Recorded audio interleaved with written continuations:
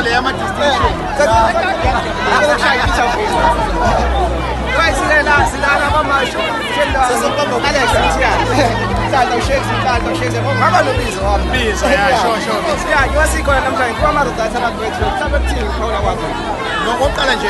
To understand